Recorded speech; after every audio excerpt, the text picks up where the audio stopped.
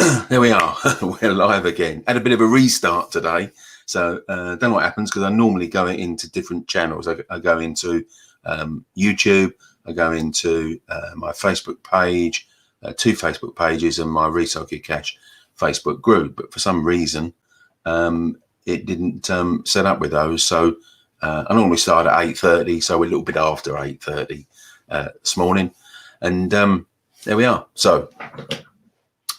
Property finance questions, that's what we're here to do. So don't you just love technical issues when they happen? So yeah, as I often have calls to say, technology is brilliant except when it doesn't work. So property finance Q&A, that's what we do on a Monday morning. So what's that all about then? So that means that you ask me some question that's bugging you about property finance, and then I'll give you an answer. And I'll give you some links to some of my pages and groups and that type of stuff. And there we are. So we had a little answer from a question on the previous thing that didn't go out as it normally should have done. Danny Jackson popped up. Don't know if he's still around, but he had a question of that. You know, if you're doing multiple property deals, can you have some sort of negotiation with the solicitors you're using to reduce their price? In other words, so you know, can you get a job lot, to use a different phrase, on solicitors' costs? And yeah, you can. You know, I think solicitors are essentially business people, and they're not, if they can see a regular stream of business. They're going to, they might do something on their price. They're not going to give their services away, obviously, but they might be able to do something on the price. So there we are. And hey, we've got someone from Portugal here, property fan from Portugal. Well, good to see you. I hope it isn't as icy in Portugal as it is here in the UK this morning. So there we are. So yeah, simply you ask questions, I answer them. We hang around for about, I don't know, 30 or so minutes, longer if we get more questions, and then off we go. We can trundle off and get on with our week. So always a nice way to start the week, I think. And you know, this is something I've been doing since the start of lockdown 1, and hey, people like it, I enjoy it, so why not carry on? And so I'm going to. And some familiar faces there. Flameur, there we are. Good to see you, fella. Good to see you there. Right, so got some questions here. So let's kick on. And you know, if you're watching this and you haven't posted a question, but you've got one, then pop it in the chat box, and I'll pick it up, and I won't leave until I've answered it. There we are. So we got a Facebook user here, and all that means is that you didn't give. There we are. Phone's going now. No, you can wait, fella. Can't be answering the phone while I'm doing my Facebook Live, can I? So there we are. So that's a call to return when I finished here. Okay, so when it comes up as Facebook user, that means, you know, I use an amalgamative streaming called StreamYard. And you have to give them permission to use your name. So I'll find out the name when I go back into the whether it's my group or my page or whatever. So I'll check out on the name later. But morning, Facebook user, you want some advice? Well, yeah, that's what I'm here to do.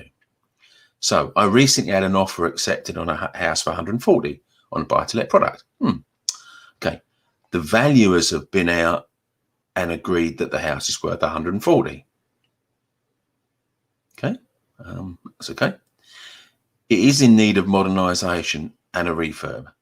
However, they believe the rental market in the area is 575, and as a result, they've said they will only lend 92,000, as opposed to the 75% of 105. Any advice on this, as I really don't want to put 50k in the deal. I already have 3 buy-to-lets, and 2 of these are with the there we go. What happened to you, Facebook user? Did you run out of space? Did your keyboard pack up at the vital moment? Okay, this is a really good point, actually. So, and this is something that investors tend not to appreciate. So, getting a 75% buy-to-let mortgage is not automatic, even if you are on a 75% buy-to-let mortgage product. It's linked to the rental income. So the rental income can cap the amount of borrowing you get, and that would mean that it's below 75%, as it is in this way. So mortgage lenders have this calculation that they run, and it's sort of it's their safety net to keep so that there's always more rent than mortgage, and typically they want the rent to cover the mortgage by at least 25%. So, you know, if the mortgage, and we use simple figures here, just to illustrate the point, if the mortgage payment is £100 a month, they want the rent to be at least £125 a month. Now, I know they're not realistic figures, but I just want to explain the concept. So you get what I'm talking about at a conceptual level. So, and in some mortgages, it's even higher than that. Some, you know, for every £100 of rent, you need, as £100 of mortgage payment, you need £145 of rent. So, and if in this case, if they say, well, you're not going to get, we don't think you're going to get more than £575 a month rent on this. So therefore, we're going to structure that so that roughly for every £100 of rent, you're going to get somewhere about £75 of 80 pence worth of mortgage payment. So you know, that's the issue. Now, I'll give you a little side issue here as well, and that is, let's say you were buying this already tenanted, and the tenancy was £650 a month. And you say, well, £650 a month is enough to get me a 75% mortgage. You still might not get it, because the valuer would say, yeah, but the market, you're getting 650, but the market rent is 575. So we're still only going to lend you 92,000. How is that fair? Here's their thinking. Now, when I explain about lenders and valuers thinking and all this sort of thing, this comes off the back of me spending 20 plus years as a broker, finance broker, mortgages, bridging, development, that type of thing. So, you know, I've walked many a mile in lenders, underwriters, valuers' shoes. So I know how they think. And the issue is here that most investors don't know how they think, and therefore they get confused because it doesn't seem to make sense. Okay, so you've got a tenant in there, you've got an AST contract paying you £650 a month. Why are you only going to get 92 grand mortgage and not the full 75%? Because the valuer says, we don't think 650 is the market rent. We think 575 is the market rent. And that means, in our opinion, when your tenant leaves, as all tenants eventually do, you're not going to get another tenant in there paying 650. You're just lucky. So we think you're only going to get, your next tenant is only going to pay you 575. So therefore, that's the limit we're going to lend. Okay, so that's the reason why this is happening. Now, any advice on this? Yeah, don't buy the property. Simple as that. Because if it's valued at 140 and you're not going to get a 75% mortgage on it, then don't buy it.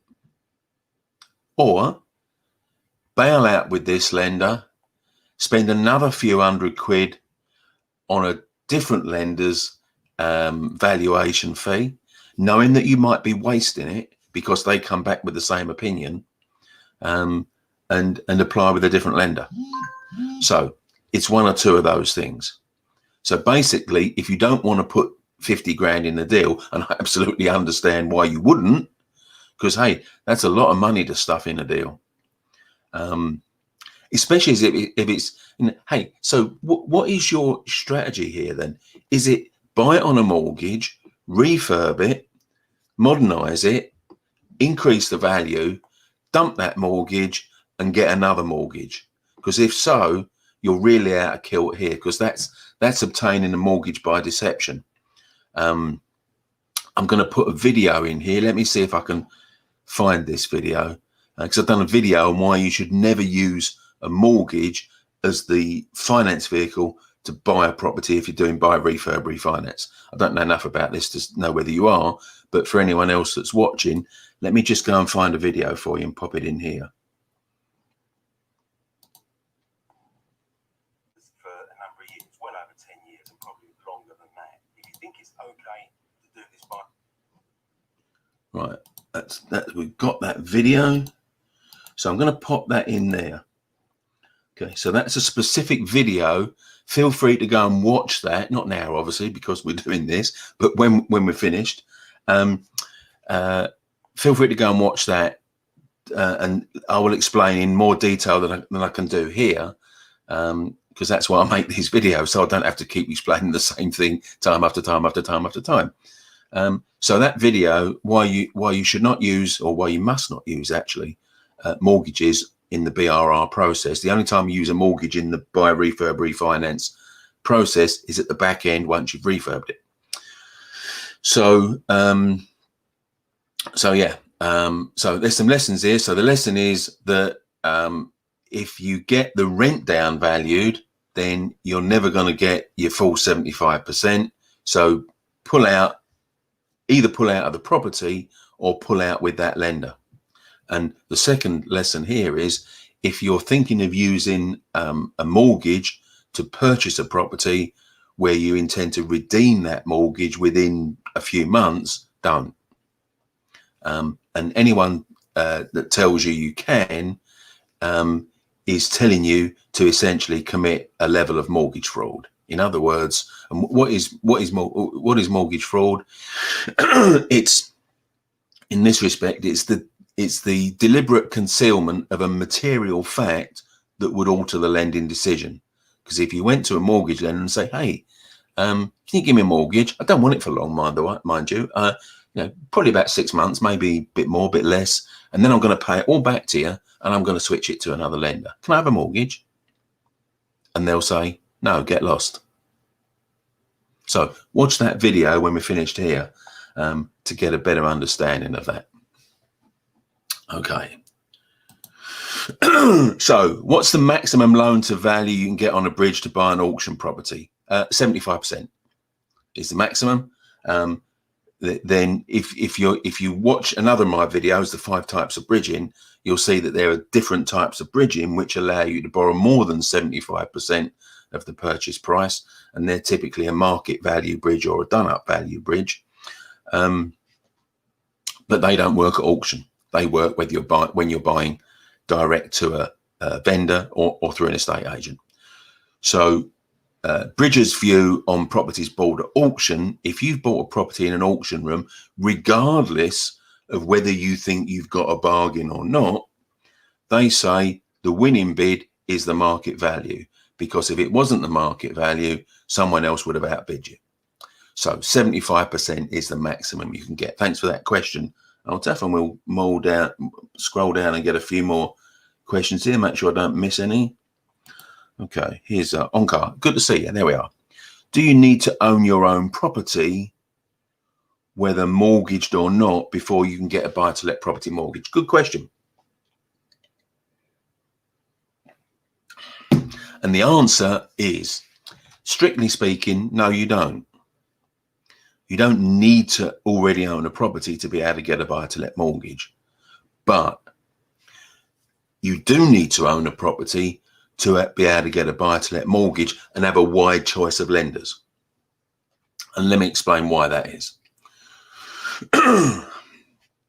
So there's a principle in mortgage lending. There's a few of them, but here's one. Mortgage lenders trust the normal and distrust the abnormal. Now, what is normal to them in terms of in the process of becoming a property owner? What's normal to them is that you buy a property to live in first. That's normal. And subsequent to that, whether it's a few months or a few years, you decide you want to buy a property as an investment to rent out. That's all normal. They understand that. That's how most people do it. Now, what's abnormal is saying, I don't own a property at all, but I want to buy one and rent it out.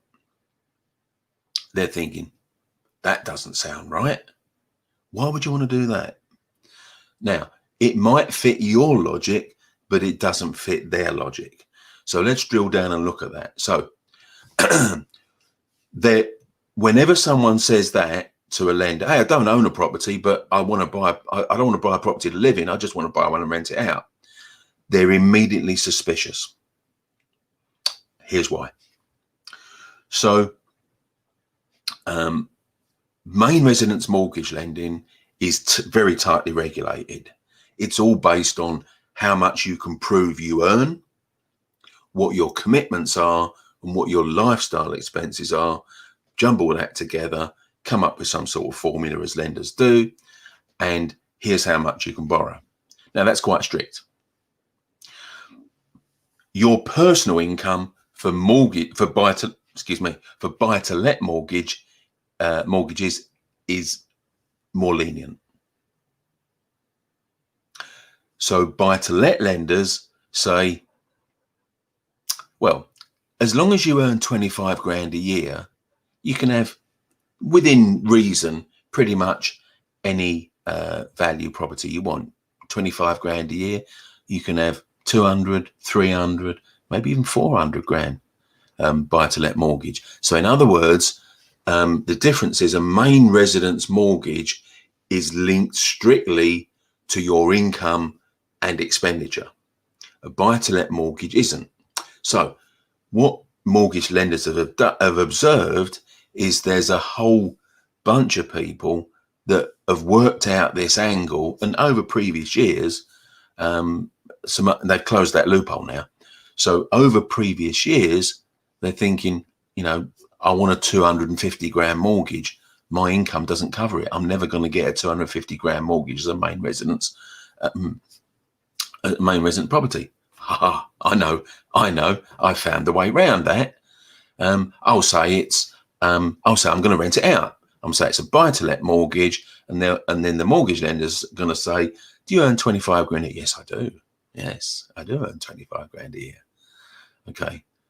Now, 25 grand a year, 250 grand mortgage, that's a 10 times your income mortgage. And there is no lender in the UK that gives you 10 times your income or anywhere close to 10 times your income on a main residence mortgage. So this sneaky person, and there's been plenty of them in the past, says, yes, I want to rent it out. They get their 250 grand buy-to-let mortgage and promptly move in.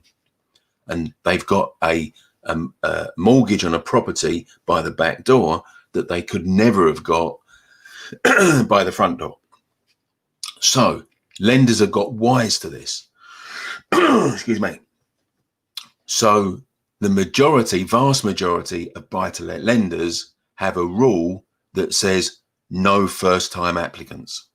So if you, or even no, doesn't matter if you've already owned a property and sold it. You have to be a current property owner for the majority of buy-to-let lenders to be able to get a mortgage. I think I've done a video on this as well, actually. So check that out. I'm sure I've done how to get a buy-to-let for first-time buy-to-let mortgage lenders. If I haven't, maybe I should. So your lending choices, Onkar, are substantially reduced because you cannot go to all the lenders that say, we know what we think you're up to. You don't want to rent it out at all. You want to live in it, don't you? So you can't go to any of those lenders. What you can do is go to, and it's probably no more than a handful of lenders that actually say, yeah, okay, yeah, we get that. You might want to, maybe you're still living at home with your parents and you don't want to move out, maybe. So yeah, we can get that you might want to rent out your first property. Okay, but, and here's the but, we're not going to apply the same rules as every other buy-to-let lender that all you've got to do is earn 25 grand a year and hey, you get your mortgage, you get your 250 grand mortgage. No, we're not doing that. What we're going to say is we're going to underwrite it exactly like we would do if you were buying it for yourself to live in. So your 25 grand a year, we're only going to give you the size mortgage that you could get if you were going to buy it to live in. So that way, they've made sure you're not screwing the system.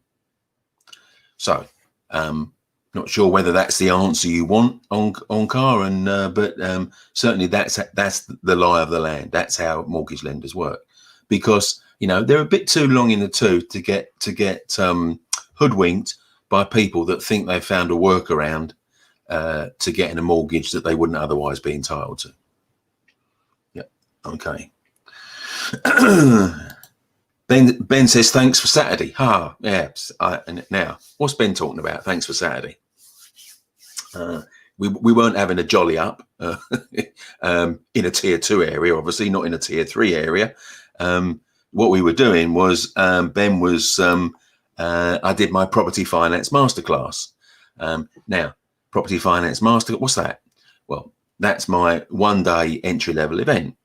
So I run you through the basics of the concept of recycling your cash, buy, refurb, refinance, recycle your cash, and focus on what you need, the disciplines you need to have to only buy properties that have got the potential to then add value and you can sell, of course, and bank the cash. Nothing wrong with that. Never anything wrong with buying a property, doing it up, selling it for more than your cumulative spend, and putting the cash profit in your bank. Never any problem with that. But if you want to build a portfolio, it's about buying multiple properties with one pot of cash, by exercising the discipline to only buy properties that you can add exponential value to and then refinance out and put your deposit out. Preferably all your deposit, but certainly most of your deposit. So my property finance masterclass, it ran from 10 o'clock till 3 p.m. on Saturday. And Ben was there and presumably enjoyed it, as he said, thanks for Saturday. So you might think, well, that sounds interesting. Can I join that, one of those? Well, you can, but I'm not doing one for a couple of months now. So the next one is going to be on it. So when I run them, it's the first Saturday of the month. So the first Saturday of February is the 6th of February. I'll put a link in here for you. So you should be able to register for that. Not right now, because we haven't updated it to the next one yet. So we haven't. It still shows register for Saturday's one, but my tech guys are going to get onto that in the next day or two. So let's put the link in here. RYC Masterclass UK. There we are. So save that link somewhere and give it a couple of days. And if you want to register for the 6th of February one, then great. Yeah, it's what, $24.91 plus VAT. So hardly going to break the bank, is it? Now, I would have done one in January, to be honest, but first Saturday of January, when's that? 2nd of January. I don't think people are going to be that focused on property on the 2nd of January, do you? So I'm going to skip. I'm going to skip the 2nd of January, and just roll it forward to February. So yeah, we get a few people on there, and we had a bunch. I don't know, 30 something people on there on Saturday. Sometimes we get more than that. Sometimes we get 50. So if you want to join that, it's easy. You can. These online, these live streams are easy, aren't they? Like this. You can watch this. You haven't even got to leave home. How good is that? So there we are. Yeah, thanks for spending some time with me on Saturday. I hope you got some value from it, Ben. Now, scrolling down, because I don't want to miss a question. There we are. There we are. We've got a few. Skip down a bit there. So I jumped down a few. Sorry for the delay. Yeah, just want to make sure I don't miss anyone else's question. Because if you're good enough to ask it, I ought to be good enough to ask it. That seems fair. I got that the wrong way around, didn't I? If you're good enough to ask it, I should be good enough to answer it. There we are. Right. Okay. Sam's here. At last, you managed to log in. Well, I'm glad you made it, Sam. And Sam's was also on the Property Finance Masterclass on Saturday. Good, and you're a regular on here, Sam, on a Monday morning. So good to see you here as well. Stephen, there we are. So Stephen's actually at a higher level with me. So the Property Finance Masterclass is the entry level, and the advanced level training that I do is the Ninja Investor Program. And Stephen's invested in that. So can you ask your opinion if capital gains tax comes in line with, yeah, okay. So at the moment, income tax is 20% and 40%. Those are the basic rate, higher rate tax. You've got super high at 45. And capital gains tax is 18% for a basic rate taxpayer and 28. So 18 and 20, 28 and 40. Now, first of all, let me say on this, I am not an accountant. So do not take advice on anything you hear me talk about tax. I'm only going to talk in layman's generic terms, and it should not be taken as advice. So we're just having a general chat here. Okay. So will capital gains tax come into line? So will basic rate tax, capital gains tax go from 18 to 20? So it's aligned with income tax. And will higher rate taxpayers go from 28 up to 40%? May well do. And okay, whilst you might not want it, you can understand why. So we've had the probably the most significant derailment of the economy in 300 years in 2020. So we've had to shell out, hundreds of billions of pounds as a country to support others in the country through this crisis. Hopefully with the vaccines, and I'm not going to get into the pros and cons of vaccines, but hopefully the vaccines next year are going to provide a route out to this, and we can get back to something like what we used to do as normal life. Although I think some things have changed irrevocably. I don't think Zoom is going to go back and shrink back to the levels it was before COVID. I don't think we're going to go back to the high street to shop for many things in the way that we did before COVID. We've got far too comfortable with ordering online, I think, and we like that experience. Someone said to me, well, I live half hour out of my town centre.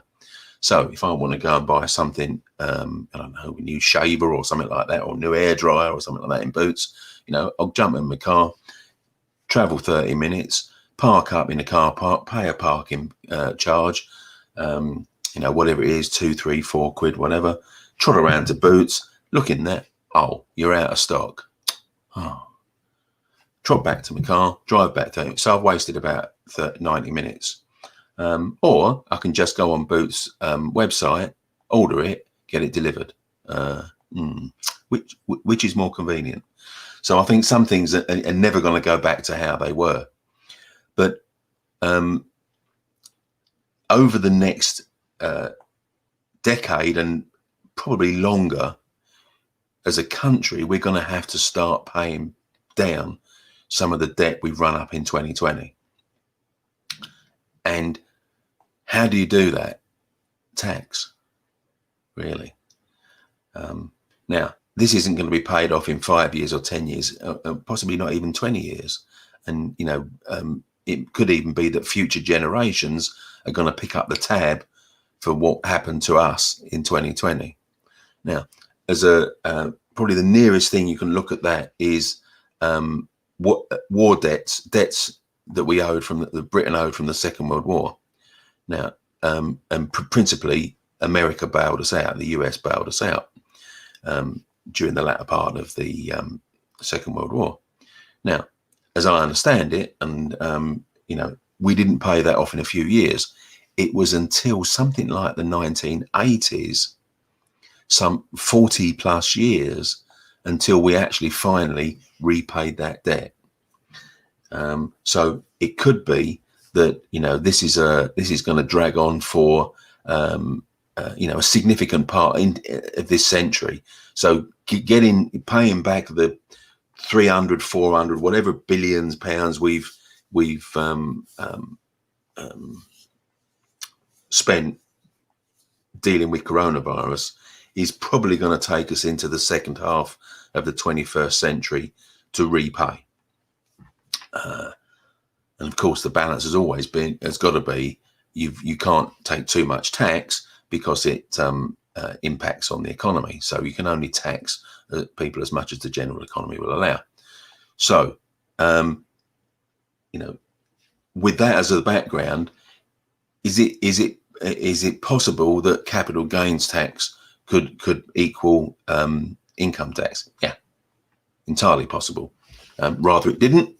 No one wants to pay more tax, but you've got to balance it in the context of the immensely disruptive events of 2020. Okay, don't know if that's what you wanted, Stephen, but there we are. So, Sharon, there we are. Good to see you here, Sharon. Hi. Oh, I'm just going to nip down. I've just seen Onkar. I know we're talking about Onkar and why he didn't. I'm going to come back to you, Sharon. But Onkar says, live with family. Yeah, I guess you would. Yeah. So you don't want to move out and buy your own place. You're quite happy living with your family, but you want to buy a property to rent. Yeah. Now, if you want, you know, if you want some help on that, Onkar, actually, let me put I'll come back to you, Sharon, but let me pop a link in here where you can message me personally. And then we'll help you find a mortgage on that. Won't be me personally, it'll be one of our other brokers. But let me find that link for you. Hang on a minute.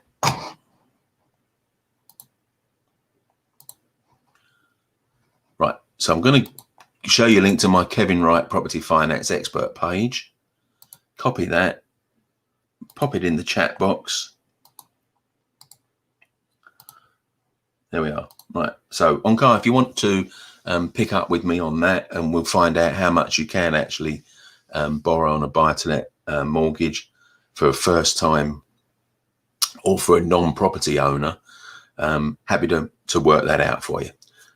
There we are. And anyone else that wants to message me, then there's the link to do it. So just pop it into my inbox. I'll pick that up. I go in and check that multiple times a day. So I'll pick that up for you. Good. Right. Back to Sharon. There we are. Sorry about Sharon, but I just saw Onkar had just given a little bit of context to why he wants to know if you can get a mortgage without owning property. So, planning to buy your first buy-to-let in the first quarter of next year. Brilliant. First time ever. Great. Should I buy as a private individual, or should I create a company and buy in the company's name? Yep, good question. Very common question. Okay. Actually, I think I've done a video on this. Let me have a quick check. And I'm pretty sure I have. So, just scrolling through my videos here now. And if I can find the right one for you. Yes, there we are. Right. Let's cut and paste that. And it's not quite as simple as, hey, I'm just gonna, Right. So look at the comments here, Sharon. Go watch that video when we're finished here, of course. Okay. So there's a longer explanation there. I'm just going to summarize it now. The only reason you would ever consider buying in a limited company name is to claim the mortgage interest as a taxable business benefit. In other words, you can write off your mortgage interest against tax. You can't do that in your personal name, but you can do it in a limited company name. So on the face value, you say, well, I've got to be better off then, haven't I? No. So first of all, are you a higher rate taxpayer? I don't expect you to put the answer necessarily in the chat box, but this is the question. Are you a higher rate taxpayer? If you're not, if you're a basic rate taxpayer, then you're automatically going to get less write-off than if you were a higher rate taxpayer. So if you don't pay higher rate tax already, then you're not going to get the maximum tax saving by buying a limited company. Now, on top of that, whatever tax you do save, you're going to have to pay more to your accountant, because an accountant invariably charges more to prepare a set of limited company accounts than a set of sole trader accounts. So whatever you do save, you're going to have to give some to your accountant. So he's going to be happy because he can charge you more money. Mortgage lenders are also going to be happy because they charge higher rates of interest for limited company mortgages than individuals. So you could potentially find that actually you don't make any saving at all.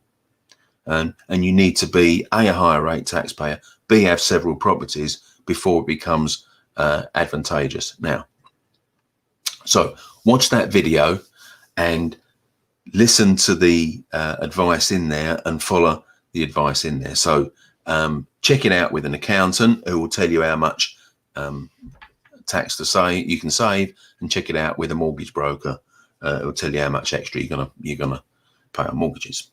Okay, but good to see you here. Thanks for your question. Okay, Sam, with a question. Can you get a bridging loan if you don't own a residential property? Simple answer, yes. Yeah. Now, what mortgage lenders care about, bridgers invariably are not interested in the slightest. So, and you're absolutely right. I know bridge companies are more interested in the property that you're intending to bridge. Yes, they are. So not owning a residential property is not a barrier to bridging in the way that it is a barrier to getting a buy-to-let mortgage. There we are, quick one. Good question there, and it ties in rather nicely with what we were talking about with OnCard, doesn't it? You know, maybe that was what prompted your question. Right, Peter, there we are, another regular. Hi, good to see Peter. What kind of bridging product factor planning approves to 2 or more flats in a mixed-use property to reduce my deposit? Right, let me see if I can work out what you're saying here, Peter.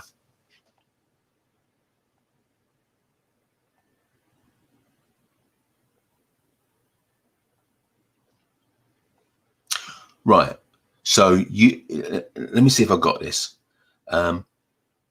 You want to buy a property, you then want to apply for planning permission to convert it into 2 flats,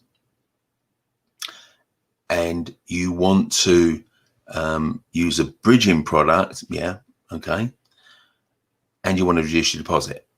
So what kind of bridging? Right, okay, going back to my 5 types of bridging video, it's going to be a market value bridge.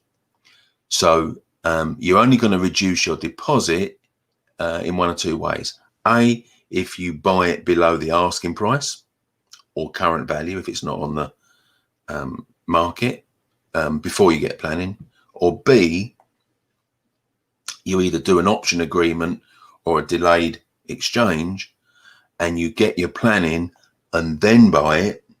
So planning permission gets an uplift in value in most cases. Now, if you buy it once you've got the planning, then a market value bridger will lend against the uplifted planning value, not the purchase price. So 2 ways to do that there, Peter. Clement, there we are. Good to see you there. There we are.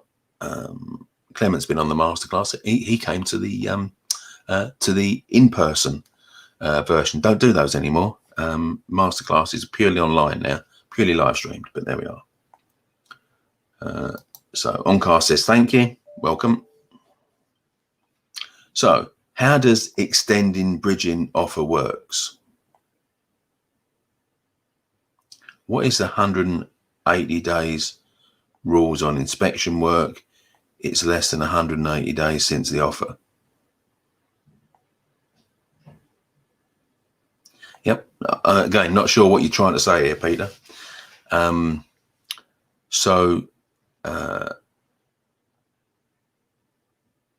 180 days. Are you talking about a 6-month rule? Yeah, you're going to have to ask that in another way, because I really don't get in what you're asking there, Peter. So try and rephrase it. Okay, so we've got Lone Warrior coming back here. If you got 100K, how would you invest that in multiple properties? I wouldn't invest that in multiple properties at all, Lone Warrior. Why? Because you're limiting the amount of, I ought to do a video on this, I think. You're limiting the amount of properties you can buy. Okay, well, you know, let's say you buy a 200 grand property. You put a 50 grand deposit down, you get 150,000 mortgage. Great, you've done your 100,000. 2 of those, you're done. You want to buy some more properties? Tough, you can't, because you've used all your 100 grand up. That's very limited thinking. It's promoted. I frequently see mortgage brokers saying that's a great thing to do, because you can buy 2 properties. You can buy 2 200 grand properties, or you can buy 4 100 grand properties. Now, 2 things going on there. One is they've got limited thinking, or 2, that they're not thinking about you. They're thinking about how many mortgage fees can I earn out of this. So here's how I wouldn't invest it in multiple properties at all. I'd invest it in 1 property, Lone Warrior, and I'd invest it in a unmortgageable property that's in really poor condition, that you could buy for cash, improve, and then refinance to get most of your money out. And if you can't buy it for 100 grand in cash, then you'd use bridging to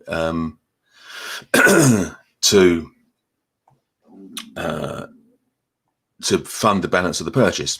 Okay, let me give you an example. Someone that did my Ninja Investor Program training, a guy called Kirim, did it last May, I think.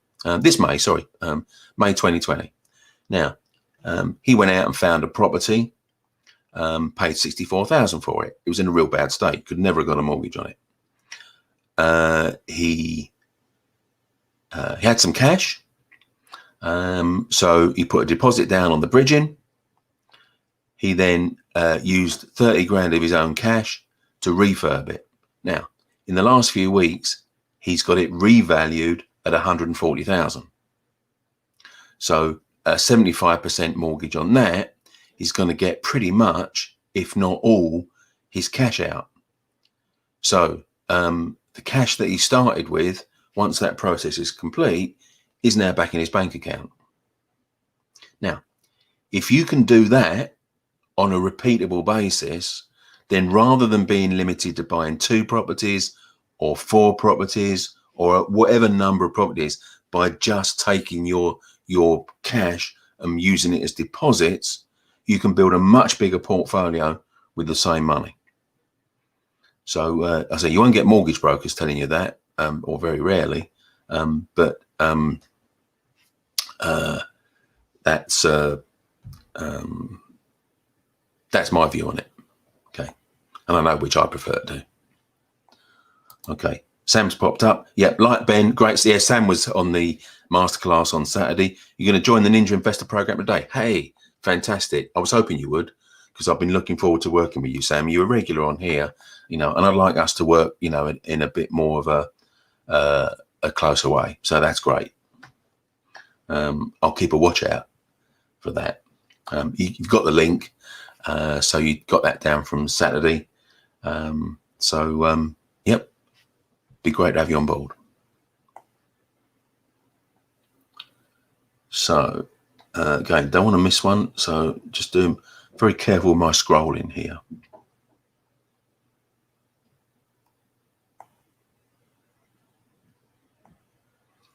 because if we're not careful, it jumps down, you know, several things, and I miss people, so I'm going to have to scroll back up. There we are. Right. Okay.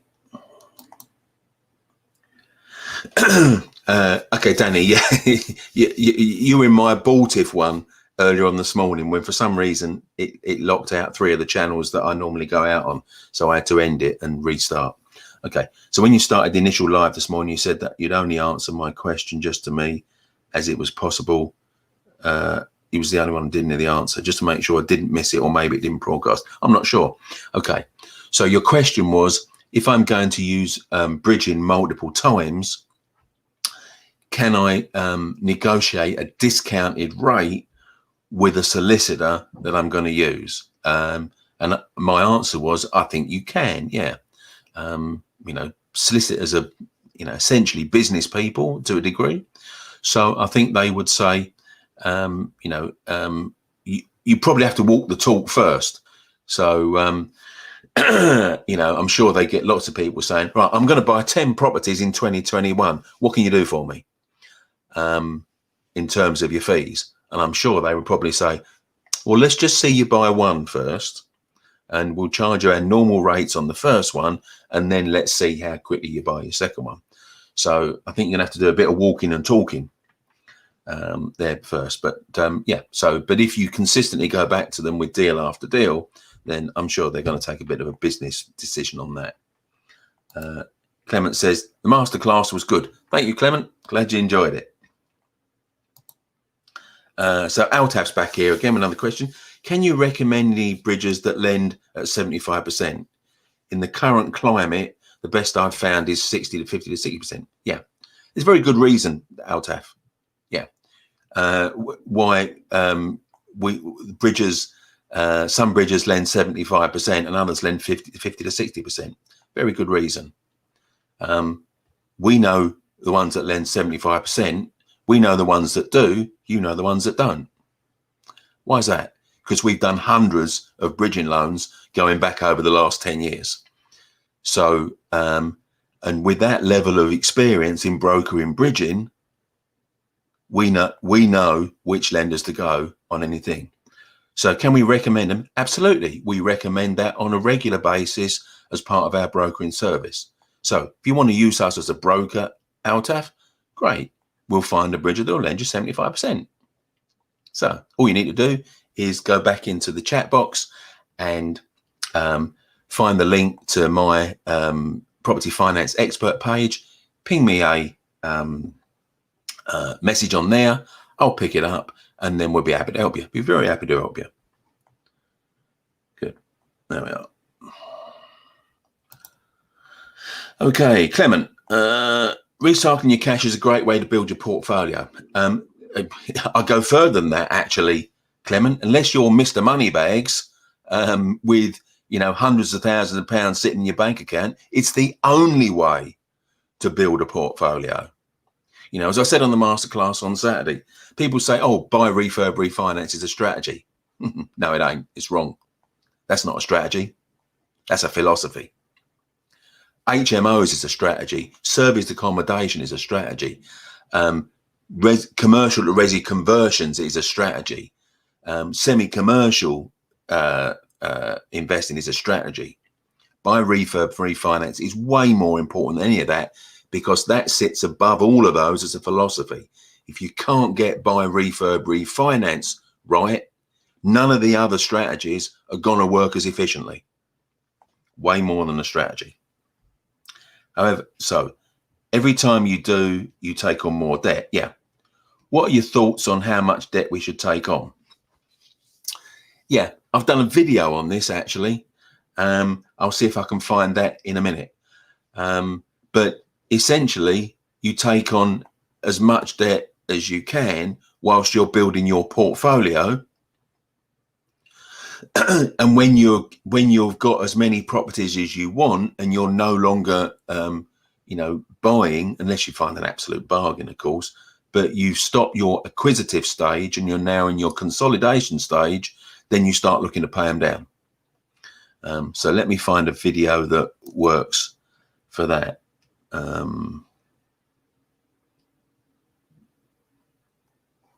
yeah, I've done one about the 3 ways you can pay off your buy-to-let mortgages. So let's cut and copy that, pop that into the chat box. Yeah, now the other thing there is mortgage lenders are going to have a say on that as well. Once you get above 3 investment properties, you're going to come into portfolio landlord territory, and that means they're now assessing your portfolio, your request to get another mortgage holistically rather than in isolation. First 3 mortgages, they'll underwrite it in isolation without referencing what you already own. 3 plus properties, now they're underwriting holistically. They're looking at your overall portfolio. So they're going to want to keep you in most cases to geared 75% across your portfolio. And as you get bigger, they might want you to be geared even lower than that. So the restriction on it in how much debt you take on is going to be in part driven by lenders. But you know, it's okay to take on as much as you can cope with whilst you're building your portfolio, knowing that you're going to start paying that down once you've reached the limit of properties that fulfills your needs.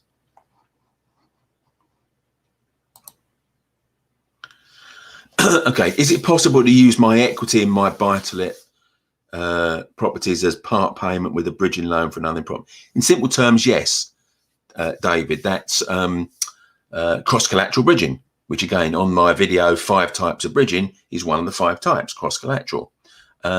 Now, I've done a video on that as well. So let me go and find that video for you.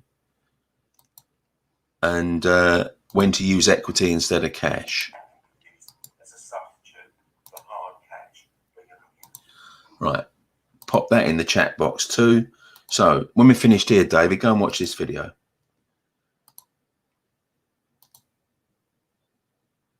Now, you know, but what I would say to you is you're going to have to have a big bundle of equity in there. You know, if you're at 75% loan to value and you've got 25% equity in your property, that's not enough to make it work. So go watch that video when we're finished, and you'll get an idea on if that works for you or not. Great. There we are. Jane. There we are, Jane. Someone else that was on the masterclass on Saturday. Good to see you here as well, Jane. So good morning. Yeah, good morning to you. And great to have your company on Saturday. Thank you. When refinance a refurbished property after 6 months, can we use the same lender to do a buy-to-let mortgage? And do they generally require proof of income? Okay. So I'm not sure. So I'm trying to think of this.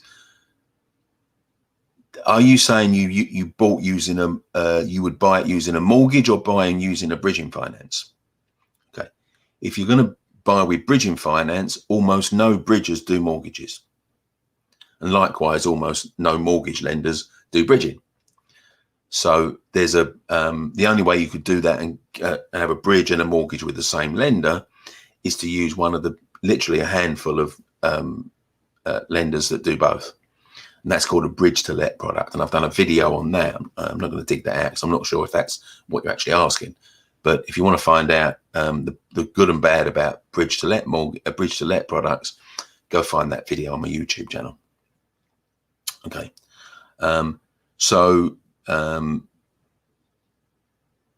If you're not using a bridge to let, then no, you can't use the same lender. You've got to use a bridger and then go to a different mortgage lender.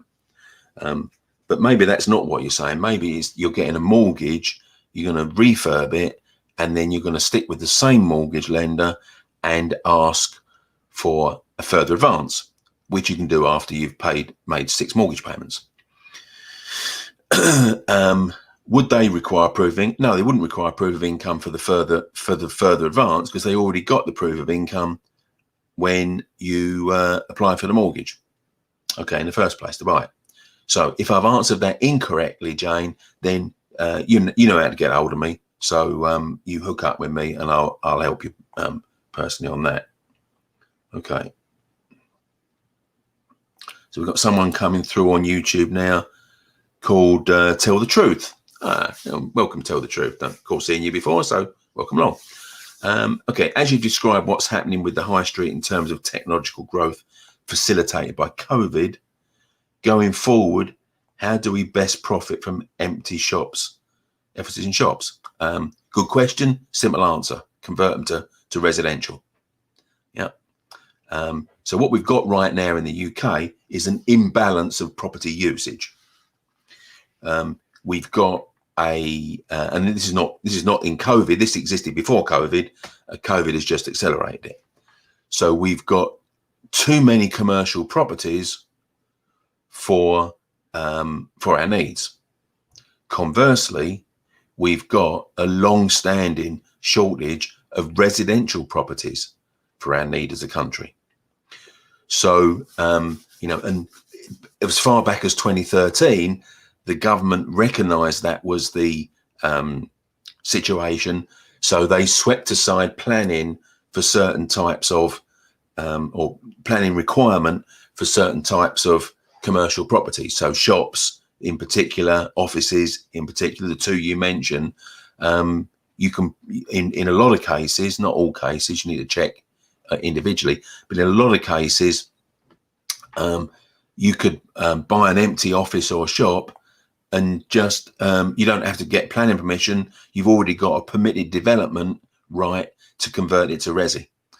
Still gonna have to do building regs, of course, but yeah. So that's a process that's been ongoing for getting on for the last 10 years, and it is solving the problem. Still, way much further to go. So in the 19th and 20th century, you saw an expansion of the commercial high street. The shopping areas got bigger and bigger and bigger and bigger and bigger, and then it changed, and technology and the ability to buy online is starting to shrinking back. So we're now seeing a reversal of what went on over a century ago. With the expansion of the high street, we're now seeing the contraction of the high street. So and you saw obviously a lot of buildings were knocked down and new commercial ones were built, but some were converted. So you're now seeing the reverse. You're going to see some commercial buildings demolished and residential ones put in their place, and some commercial buildings converted to residential. Maybe they were built as commercial and are going to be converted to residential, but maybe they were originally residential, got converted to commercial sometimes in the last 100 years, and now going to be converted back to resi. So all of that stuff is happening. So yeah, how do you profit from it? Find empty offices and shops, convert them to resi. Very simple. And good luck with that. Sharon says, thank you. Sunil says, great advice as usual. Oh, we've skipped down a bit there.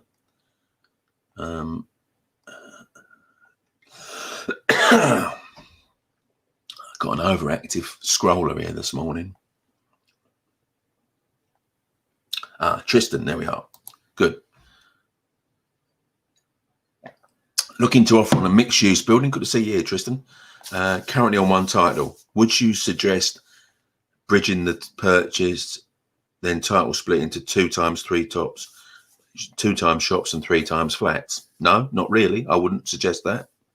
For a simple reason that you're gonna, for every title, you've now got conveyancing fees. So instead of 1 set of conveyancing, you're now going to get 5 lots of conveyancing. So that's going to increase your costs. You've also got 5 lots of valuation fees. So that's going to increase you. I know why you're doing it. I understand that the thought behind this. This is the whole title splitting that's taught in some on some property courses, and it's not a consistent strategy. It's one of these things that sounds great in the classroom, but actually doesn't play out so well in the real world.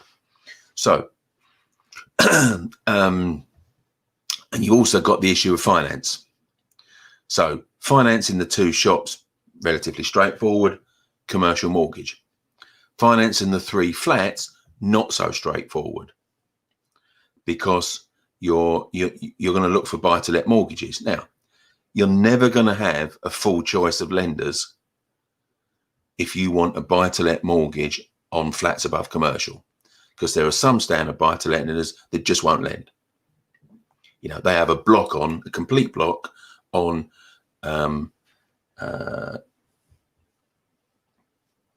flats above commercial. I've done a video on this actually about how to finance mixed-use properties. So let me find that one, Tristan, for you, and you can go and look at that. I'll give you an insight, but that's a fairly recent. I don't that's one in the last couple of weeks, actually. Yeah, there we are.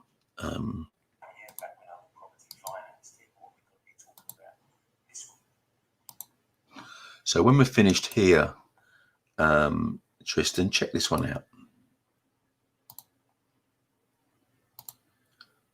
So essentially, your problem comes when you look at the 3 flats. So you're probably going to have to find 3 different lenders, because you won't find one, even if you find a buy-to-let lender that will lend on flats above commercial, they're probably not going to lend on all 3. So you're going to need 3 different buy-to-let lenders to lend on that. And you've got a restricted market anyway, so that's going to make it more difficult as well. But factoring into that, what's going on in these 2 shops? So what commercial activity is going on in these 2 shops, and not just directly below, adjacent to it as well? And there's lots of businesses that lenders don't want to lend on flats above if these businesses are going on below. I'll explain what those are in that video. So, yes, buying a mixed-use building on a single title, splitting it up into 5 different titles sounds like a great strategy. Not as easy as it sounds. So in some cases, and again, this is going to be on a deal-by-deal basis, but in some cases, you're actually better off to leave it on a single title. If you need some help on that, some help on that, then just look at that property finance expert link, Tristan, and get in touch. Happy to help you. You've got a second part now. There we are. Or agree the purchase subject to legal title splitting, put the options in place, buy below market value, and recycle cash out and purchase. Yeah, Tristan, you're watching. You're going to too many courses, mate. This stuff is going. It sounds great on courses. It doesn't work, or it's difficult to make it work. So hang around with me and check out some of my videos, because what you get on my videos, if you haven't looked at it already, is no nonsense, straightforward advice from a brokering perspective. Yeah, this is not. I'm not some trainer that's bought a few properties and is trying to tell you how to do it. I'm using my 20+ years experience as a broker to tell you how lenders do it. And, any lender, any deal only works if you can finance the back end. Yeah. So, yeah. But hey, stick around, Tristan. Be good to work with you. Right. Okay, Peter, I'm glad you came back, because I just couldn't make head and tail of what you were saying on that. How do you go about extending the bridging offer, which is expiring, because the vendor solicitor is very slow? Aha, right. Now I get what you mean. Yes. And here's another consequence of COVID is solicitors that were slow before COVID, and they bloody well were, are even slower now. Right. So how do you go about extending the bridging offer? Easy. You ask the bridger. Simple as that. There we are. There's a very simple answer to that question. I don't know. Are we doing that for you? If not, can we? So message me, Pete. I know we've messaged before. There we are. So Jane, can a property newbie use bridging loan to buy? Yes, you can, Jane. So you were on my masterclass on Saturday, and I know you were asking a question about mentoring, and I thought it was a good one, actually. I hope you like my reply. Jane says, I offer, when you upgrade to the Ninja Investor Program training level, my advanced training, I offer some one-to-one mentoring. And she said, is there any time limit on that? Well, that's a fair question, I thought. And I said, yeah, there is. It dies with me, because I ain't going to be mentoring you from the grave. from the other side. But as long as I'm fit, active, got my mental faculties, then it carries on. So can you do it? Yes, and I'll be very happy to mentor you on that, Jane. Would the risk be higher than the standard buy-to-let? Well, to you possibly, but risk to the bridging lender? No, not really. I would say be fairly cautious about, or fairly limited, circumspect, should we say, on the project you buy. So don't be trying to do an office block into 10 flats as your first project, because you're not going to get a bridger to do that. So, but if it's a simple, buy, refurb, refinance, residential property, then yes. I mean, we've helped numerous newbies taking their first steps on that, so that's okay. So very happy to help you, Jane. Danny says, looking forward to Friday. So what's happening Friday, you might ask? No, we're not going out for a jolly on Friday either. Danny's coming to the in-person version of the Ninja Investor Program. So we're going to get together in a hotel in Worcester, 3 days, Friday, Saturday, Sunday, and they're really intense days, Danny. So we'd be, we got late finish Friday night, late finish Saturday night. I'll get you away reasonable time Sunday night. So we're going to go through the 7 detailed modules that enable you to recycle your cash. Recycle your cash is the concept, which is BRR by another name. That's my brand name for it. And the Ninja Investor Program is the vehicle by which I deliver it. Bought your second home in November on a resi. Yeah, I know you're in the military. And first property is on a consent let. Yep, that's allowed. Yeah, all good. House was almost brand new inside. Paid 74k. He's very motivated. You're now selling it on. Local estate agents valued it 105. You've accepted an offer for 110 fully furnished. Sounds good to me. The sale shows only bricks and mortar. Have we got anything else going on there? Did you run out of room? Danny, I don't know whether there's a maximum number of characters.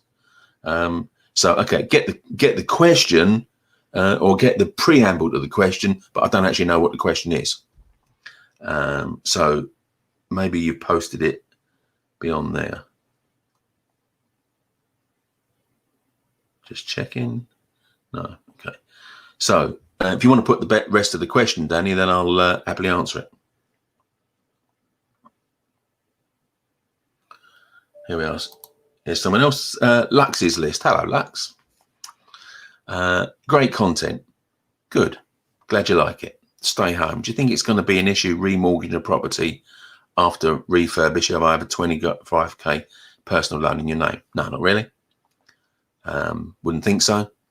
If you had 125 grand's worth of personal loans in your name, then yes, I think that could be an issue. But quite simply, yeah, mortgage lenders understand that, many people have loans, and as long as they're not excessive unsecured debt, no problem at all. I wouldn't see any problem at all. Thanks for your question.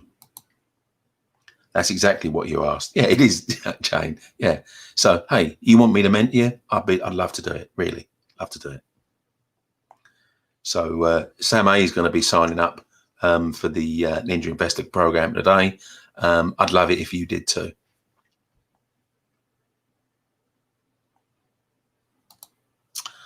Okay, so the last question, it looks like we've been on a long time today. It's been quite an active session. Okay, so Peter says, how do bridgers value the planning approval on a site so we can reduce the pot deposit? Okay. So if you get planning on a site, then you've increased. So they look at the gross development value of the site built out. They take off the build cost. They take off the developer's profit margin, and they take off professional costs. And what's left would be the value the site. So do that. Right. So Danny, you might have to hook up with me, you know, one-to-one basis. So just message me, because I didn't get the back half of your question, and it looks like we're done actually now. So come to the end of the questions. Bit of a long session today. Oh, there we are.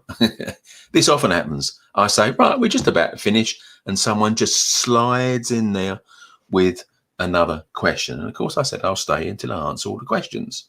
So, another Facebook user. Are there any ways a person can accurately gauge the uplifted value of property other than just Rightmove sold price comparisons? Yep. LandReg. There's about 10 ways, actually. There's different other sites. Estate agents are a good way. Now, for people that are on my Ninja Investor program, then I have a part of the support that I give is that I have a whole host of these this stuff where you can go to look stuff like this. So, you know, where you find Rick's Valuers. There's about 10 ways, actually. So, again, you haven't given StreamYard permission to use your name, so I'll check out who you are later. If you are on my Ninja Investor program, then I'll give you the links. I'll show you where the links are to all those 10 or 12 different ways to do that. There we are. Good. Okay. So, bit of a long one today, but there we are. And thanks for everyone that's contributed. Thanks for everyone that's watching, whether you've watched this live or you've been watching this on a replay.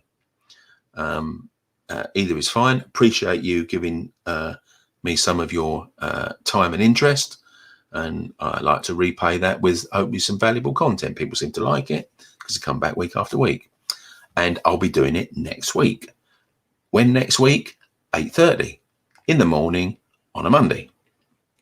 So have a fantastic week, and I will see you next Monday if I don't speak to you during the week on a one-to-one basis. Have a fantastic week, guys and girls. See you next Monday.